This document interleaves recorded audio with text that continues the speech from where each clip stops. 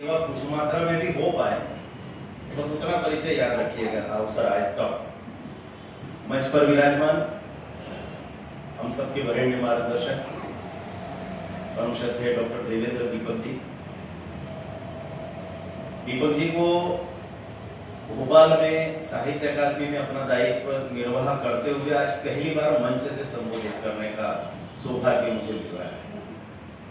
Corona काल में जितने दारुण दुख दिए उनमें से एक बड़ा दुख मेरे लिए ये भी था कि श्रद्धेय दीपक जी स्वाभाविक भी था, घर से बाहर बिल्कुल निकलना लगभग निषिद्ध जैसा था, बच्चों का भी आग्रह था कि न निकले, और इसलिए आज पूरी ईमानदारी से हृदय की गहराई से एक बात आप सबसे निवेदित करना चाहता हूँ, उनको संबोधित करते हुए।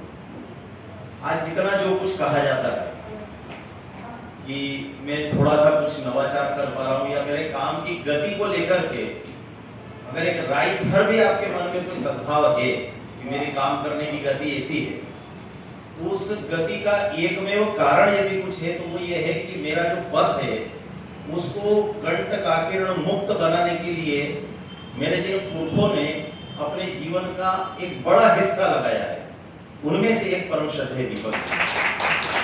मेरे जैसे बच्चे मखमल के रास्ते पर चले, इस बात की चिंता आज से कई वर्षों पहले बैठ करके मेरे पिता तुल्य श्रद्धेय दीपक जी ने की है, इसलिए आज जो कुछ कर पाते हैं वह अनुकूलता मुझे दिखाई देती है। साथ ही मंच पर विराजमान परम श्रद्धेय गोरीश जी, आज पुस्तक पर जिन दोनों बंधु भगिनी ने अपने विचार रखे, इसे अखिल भारतीय साहित्य परिषद की आदरणीय साधना बलवटे जी और बंधुवर घनश्याम मेथिल जी, आज के उत्सव मूर्ति पवार राजस्थानी जी, अत्यंत कुशल संचालक परम आदरणीय गट्टानी जी, और समक्ष सदन में उपस्थित सभी वरेण्य जन को प्रणाम करता हूं, बहनों को प्रणाम करता हूं। दोनों समीक्षाओं में एक बात बार बार मुखर होकर के उभरी, आदरणीय पवार राजस्थानी जी की रचनाएं विशुद्ध राष्ट्रीय चेतना की रचना है, और आप अनुक्रमणिका अगर उठा करके देखेंगे, यानी अनुक्रमणिका में वह पुरोवाक भी शामिल है जो आदरणीय राजस्थानी जी ने लिखा, वे सारे शुभकामना संदेश भी शामिल हैं जो अन्य वरेण्य रचनाकारों ने लिखे, उनके सहित सब कुछ राष्ट्रीय चेतना से उत्प्रोत है। ले लेकर के 3 रचनाएं संभवतः आपको शीर्षक से इसी लग सकती है कि वे शायद राष्ट्रीय चेतना से इतर होंगी, लेकिन वे 3 रचनाएं भी विशुद्ध सामाजिक सरोकार की। ये इसलिए हुआ है कि पवार राजस्थानी जी निश्चित तौर पर इस बात के हामी हैं कि समाज और राष्ट्र अलग अलग नहीं होते। हमारे जिस सांस्कृतिक राष्ट्र की परिभाषा को हम स्वीकार करते हैं, उसमें जन्म एक अनिवार्य भाग है। भूमि, सीमाएं, अर्थ और शेष सारी बातें तो गौण है।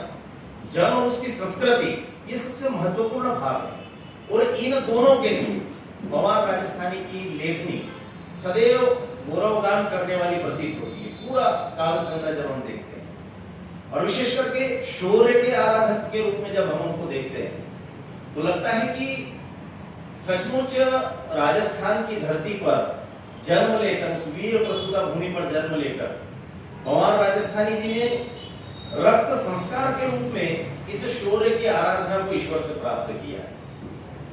ये एक स्वतः प्राप्त गुण है उनका।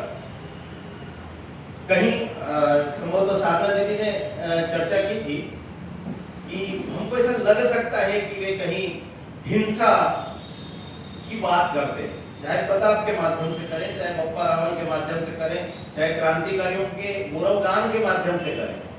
उन्होंने एक संकेत भी किया कि अनेक वर्षों से हम सब अहिंसा का पाठ पढ़ते पढ़ते हिंसा के मूल अर्थ को भूल गए। मैं चूंकि बाल साहित्य का विद्यार्थी हूं, इसलिए ये 2 बिंदु सदैव रखता आ रहा हूं। बाल साहित्य के जो लोग यहाँ पर उपस्थित है वे जानते हैं इस बात को कि मैं बार बार इस बात को रेखांकित करता हूं।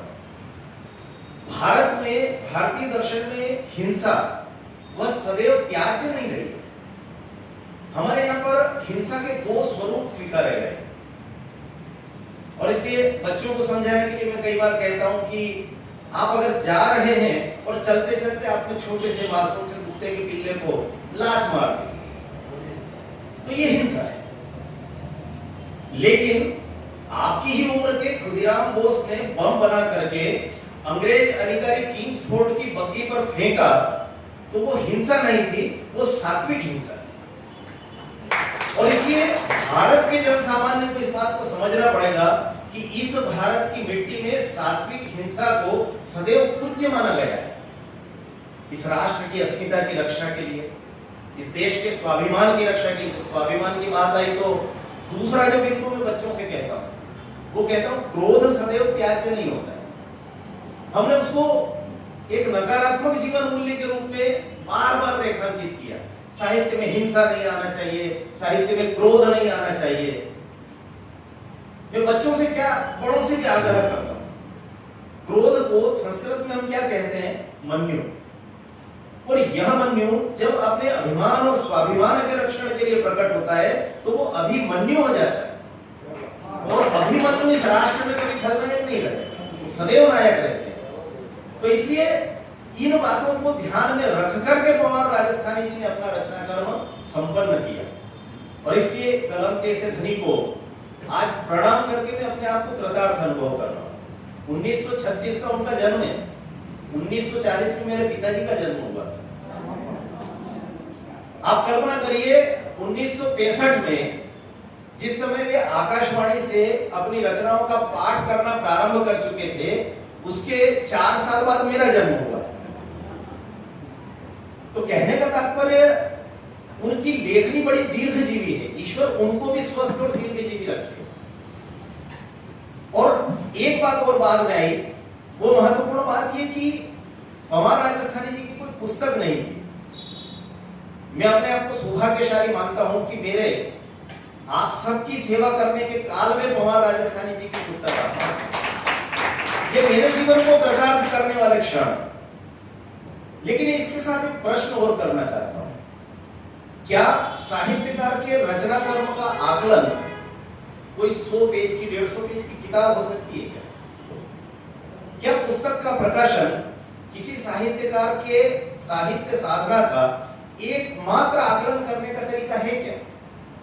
आप कल्पना करिए पवार राजस्थानी जी की आज यह पुस्तक नहीं आई होती तो साहित्य जगत का केवल एक नुकसान हुआ होता, इस लोकार्पण कार्यक्रम की कहीं चर्चा ना होती, बस। लेकिन जो रचना कर्म उन्होंने किया था वो तो वर्षों वर्षों तक रहने वाला है। और आप कल्पना नहीं कर सकते, संभवतः मैंने अपने जीवन के कम से कम 100 से अधिक कवि सम्मेलन ऐसे सुने हैं जिन कवि सम्मेलनों में रचना पाठ करते हुए अपनी कविता की भूमिका बनाते हुए एक किसी वरेण्य कवि को मंच पर आमंत्रित करते हुए संचालक पवार राजस्थानी जी के मुक्तक और कविताएं पढ़कर के इस काम को संपन्न करता। ये वास्तव में आकलन है उनकी लेखनी का। और इसलिए पुस्तक आ गई, बहुत अच्छी बात है, आना भी चाहिए। और इसके लिए तो अकादमियों को जो भी प्रयास करना पड़े करना ही चाहिए। घनश्याम भाई प्रूफ की जरूर चर्चा कर रहे थे कि थोड़ी सी प्रूफ की अशुद्धियां रह गई है, लेकिन मैं कई बार मजाक में कहता हूं कि ये प्रूफ की अशुद्धियां बहनों को ज्यादा पता है कि बहुएं घर में खूब सारे झाड़ू लगा ले, लेकिन जब सासू जी आती है कभी वो सोफा खिसकाती है, कभी दरवाजा बंद करके उसके पीछे दिखाती है, कहती है ये क्या है। तो इसलिए ये सब चलता रहता है। हो सकता है थोड़ी बहुत त्रुटियां रहती है, इन त्रुटियों की ओर ध्यान देने की आवश्यकता है। एक बात अवश्य रेखांकित करना चाहता हूं, मैंने पिछले दिनों उर्दू अकादमी में भी और यहाँ एक परी बाजार होता है बेगम साहब भोपाल का, उस कार्यक्रम में भी मैंने मुस्लिम बंधु भगिनी के बीच में इस बात को बार बार कहा। हमारे यहाँ पर गंगा जमुनी तहजीब का बुखार बहुत चढ़ा रहता है। गंगा मेरे वहां ये इस पर आप कल्पना करिए, वहां पर संभवतः मेरे और मेरे सहयोगी एक जो साथ में मुझे लेकर गए थे उनके अलावा कोई हिंदू नहीं थे। इस आधार पर आकलन भी नहीं करता मैं श्रोता दीर्घा का, जो बोलना होता है बोलना होता है। लेकिन मैंने उनसे कहा कि आप जिस गंगा जमुनी तहजीब की बात करते हैं उसमें गंगा किस तहजीब का प्रतीक है? स्वाभाविक रूप से हिंदू तहजीब का प्रतीक है। क्योंकि गंगा के तट पर, चित्रकूट के घाट पर और गंगा के तट पर सतुर वानों में रचे गए ऋषियों ने तप किया। तो यमुना किसका प्रतीक है? यमुना सूर्य ने जहां बैठ करके और कहा कि वाहन बनूं तो यहाँ का बनूं, पेड़ बनूं तो यहाँ का बनूं, और कान्हा की अटखेलियां जहां होती रही, जहां बचपन बीता, तो यमुना भी इसी संस्कृति का प्रतीक है। तो आप किसको किससे मिलाना चाह रहे हैं गंगा जमुनी तहजीब के नाम पर? कभी हमने विचार किया है? वो जिसको जिससे मिलाना चाहते हो इस नाम पर, वो तो सब मिले हुए ही, नहीं मिले हो तो मिल जाएंगे थोड़े दिन में, परिस्थितियां तो ठीक बनी गई है। लेकिन प्रश्न ये कि हम जब समरसता की बात करते हैं समाज में, जब हम एकत्व की बात करते हैं, संभवतः पवार राजस्थानी जी ने जिन दिनों में ये कविताएं लिखी होगी, उन दिनों में इन प्रतीकों की आवश्यकता रही होगी, ऐसा मैं मानता हूं। लेकिन कई बार ऐसा लगता है कि प्रेम और सद्भाव की मदर टेरेसा हताश हो जाती है। हम में से कितने लोगों को पता है बीबीसी की वह स्टोरी, गूगल पर सर्च करके देखना, भारत रत्न मिलने के बाद की बात है ये, और ये किसी भारतीय ने शोध कार्य किया, ऐसा नहीं, बीबीसी का है। आप गूगल पर सर्च करेंगे पूरी स्टोरी मिलेगी। उसने कहा था कि मदर टेरेसा के आश्रमों में जिस समय आर्थिक सहयोग देने वाले लोग आते थे, तब कुष्ठ रोग से पीड़ित रोगियों को और अत्यधिक वयोवृद्धों को पीड़ा के इंजेक्शन दिए जाते थे उससे पहले, ताकि वे छटपटाएं, कराहें, और उसके कारण से आर्थिक मदद का एक बड़ा सैलाब उन संस्थाओं में आया। ये कौन कह रहे हैं? वही गोरी चमड़े वाले अंग्रेज लोग। हमारी हिम्मत नहीं, उन्होंने कहा, हमने पढ़ा भी नहीं, और इसलिए कुछ लोग, कुछ चरित्र, कुछ व्यक्तित्व सेवा के प्रतीक बन जाते हैं। मैं कहता हूं, सेवा के प्रतीक अगर तलाशना है तो हम अपने यहां क्यों नहीं तलाशते? 1, 2, 10, 20 है क्या? 1000, 2000 है क्या? लाखों, ढेरों प्रतीक है। कई बार हम सब लोग शब्द ब्रह्म के साधक है। अभी 3 दिन पहले नर्मदा साहित्य मंथन के समापन पर जब मैं बोल रहा था, तो मैंने वहां पत्रकारिता के विद्यार्थियों से भी इस बात का आग्रह किया, इसको आप किसी प्रकार की विचारधारा से जोड़ करके अन्यथा मत लीजिए, बिल्कुल भी। और इसलिए मैंने वहां पर बच्चों से आग्रह किया था कि इन दिनों कुछ शब्द हवाओं में तैरते हैं, मुहावरे बना करके आप सब पर थोपे जाते हैं। कहा जाता है कि पत्रकारिता इन दिनों मिशन नहीं रही, प्रोफेशन हो गई। मैंने पूछा, ये मिशन क्या सदैव पवित्र होता है? इसको पवित्र घोषित किया किसने? मिशनरी ने। उस मिशनरी ने जिसने सेवा भी की तो भोले भाले लोगों को धर्मांतरित करने के, वो कहती है कि मिशन पवित्र होता है। अगर मिशन पवित्र होता है तो एक हत्यारा घर से निकलता है किसी की सुपारी लेकर, हत्या का मिशन लेकर। एक चोर घर से निकलता है रोज रात में चोरी करने का मिशन लेकर के। हम शब्दों के साथ खेलने वाले लोग हैं, इसलिए मैं प्रश्न कर रहा हूं। और प्रोफेशन का सदैव खराब होता है क्या? आप किसी किराने वाले के यहाँ प्रतिदिन जाते हैं, अपने माह का सामान लाते हैं, तो क्यों लाते हैं? वो ठीक तोलता है, भाव ठीक लगाता है, इसीलिए तो बार बार जाते हो ना।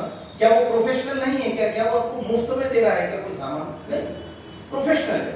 लेकिन एक ईमानदार प्रोफेशनलिज्म कभी भी बुरा नहीं होता है। तो मैंने पत्रकारिता के विद्यार्थियों को भी कहा था कि मिशन और प्रोफेशन के जाल में न उलझें, केवल पत्रकारिता तटस्थ भाव से। खैर, उसी संदर्भ में सारी बातचीत थी, तो मुझे लगा था कि इसमें कई इस प्रकार के प्रतीक आए। रामनवमी और रमजान का महोत्सव बारूद से क्यों मनाते हो? पहला प्रतीक आया था। रामनवमी बारूद से मनाई हो किसी ने, मुझे ध्यान नहीं आता, लेकिन फिर भी ठीक है। जब आग मजाबी दंगों की गीता कुरान जलाती है, मुझे कुरान जलाने के संदर्भ भी कहीं याद नहीं आते। मैं बाद में अंत में आपको बताता हूं कि मैं ऐसा क्यों कह रहा हूं, या शेष सब चीजें छोड़ भी देते हैं। इसका कंकर कंकर काबा, इसके कण कण में काशी है। मेरा निवेदन केवल इतना है कि ये जो समरसता की सारी बात हम करते हैं, काशी में तो सबको जाने की छूट है। काबा में जाकर के एक बार देखिए, कोई भी जाकर के देखिए, मेरा निवेदन, फिर हम पता लगेगा कितनी समरसता है। प्रवेश निषिद्ध है, प्रवेश निषिद्ध है पूरी तरीके से। और इसलिए ये जो हम किस किस की तुलना किस किस से करते हैं। कई बार मुझे ऐसा लगता है कि ठीक है, काव्य में, साहित्य में सब चलता है, लेकिन ये वास्तव में धरती सबकी है, राम और कृष्ण की धरती है, और ये साहित्य जगत का बड़प्पन है कि इसको ईसा और मोहम्मद की धरती भी हमने कहा है। लेकिन अंततः जिनकी श्रद्धा केवल अपने ईश के जन्म स्थानों से जुड़ी हुई है, जो जहां रहते हैं उस राष्ट्र के प्रति वे केवल इसी कारण ईमानदार नहीं है, तो फिर हमको सोचना चाहिए कि आखिरकार ये प्रतीक, ये मुहावरे, ये सब कब तक हम ढोते रहेंगे। और इसलिए पूरी ईमानदारी से हम सब लोगों को कुछ बिंदुओं पर विचार करना चाहिए, ऐसा मुझे लगता है। एक अंतिम बात कहकर के अपनी बात समाप्त कर रहा हूं। अभी 2023 में कविता की जो मंची कविता है उसके 100 वर्ष पूरे हो रहे हैं, और आज का जो ये कार्यक्रम है, आज का जो दिन है श्रद्धेय पवार राजस्थानी जी की पुस्तक का लोकार्पण, आज यदि युवा पीढ़ी के जितने लोग हैं उनको भी ध्यान में आ रहा होगा, और ज्यादा संख्या में अगर होते तो शायद उनको पता लगता कि जिस मंचीय कविता की शताब्दी हम सब लोग मना रहे हैं, वह शताब्दी अगर वरेण्य है, प्रणम्य है, तो केवल पवार राजस्थानी जी जैसे कवियों के कारण। उस मंचीय कविता के गौरवगान को करते समय जब शताब्दी वर्ष हम आने वाले वर्ष में मनाएंगे, मैं भी कुछ कार्यक्रमों की रूपरेखा 6 महीने पहले से तैयार करने में जुट गया हूं।